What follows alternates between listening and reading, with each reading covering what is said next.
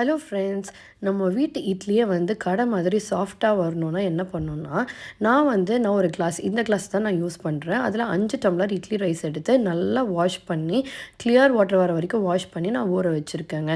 5 tumbler அரிசிக்கு வந்து 1 tumbler உளுந்து எடுத்திருக்கேன். அது கூட 1 ஸ்பூன் வெந்தயம்.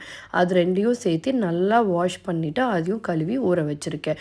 நான் இந்த தண்ணி வந்து எப்போவுமே ஊற வச்சுட்டு அதுக்கப்புறமா நான் அதை கழுவ மாட்டேங்க. ஏன்னா ஊற வச்ச தண்ணியிலேயே நம்ம வந்து அரைக்கிறதுக்கு யூஸ் பண்ணுறதுனால நான் தனியாக எடுத்து வச்சுப்பேன்.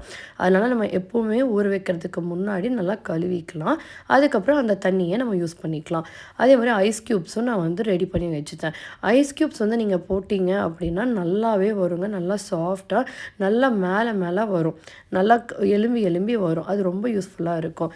இப்போ ஃபஸ்ட்டு உளுந்து போடணும். உளுந்து போடும்போது எப்போவுமே வந்து கிரைண்டர் நனைஞ்சிருக்கணுங்க.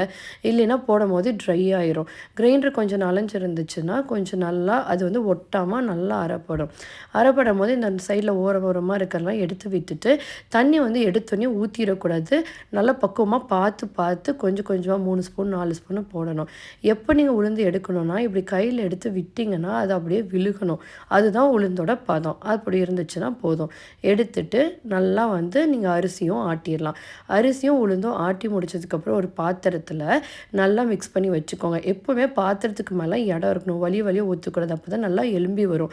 நல்லா பொங்கி வர்றதுக்காக தான் நம்மளுக்கு பாத்திரத்தில் கொஞ்சம் கேப் இருக்க மாதிரி நம்ம பாத்திரம் வந்து பெருசாக எடுத்துக்கணும். நல்லா கல் உப்பு போட்டுட்டு நல்லா மிக்ஸ் பண்ணி வச்சுக்கணுங்க. மிக்ஸ் பண்ணதுக்கப்புறம் நீங்கள் அடுத்த நாள் காலையில் இல்லைனா காலையில் அரைச்சதை நைட்டு பார்த்தீங்கன்னா நல்லா பொங்கி வந்திருக்கும்.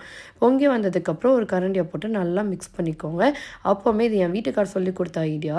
கரண்டியை வந்து உள்ளே விட்டு மிக்ஸ் பண்ணுறதுக்கு முன்னாடி தண்ணியில் நனைச்சிக்கணும். அப்போ தான் வந்து மாவு வந்து அப்படியே ஒட்டிக்காதுங்களா. ஏன்னா அது கெட்டியாக இருக்கும்ல. கெட்டியாக இல்லாமல் நமக்கு மிக்ஸ் பண்ணும்போது கொஞ்சம் ஈஸியாக இருக்கும்னாரு. சரி, ஏதாச்சும் ஒரு விஷயமாவது அவர் பேச்சை கேட்போமேன்னு சொல்லிட்டு இதை மட்டும் நான் கேட்குறேங்க. அதுக்கப்புறம் இட்லி ஊற்றி வச்சாச்சு. நல்லா ஆவி பறக்க இருக்குது பார்த்தீங்கல்ல. ஒரு கரெக்டாக 10 to 12 நிமிஷம் கழிச்சிட்டு நீங்கள் டூத் பிக்லையோ இல்லை இதில் குத்தி பார்த்தீங்கன்னா நல்லா தெரியும். அந்த ஸ்டிக்கில் ஒட்டி இருந்துச்சுன்னா நீங்கள் ஒரு 2 நிமிஷம் விடணும்.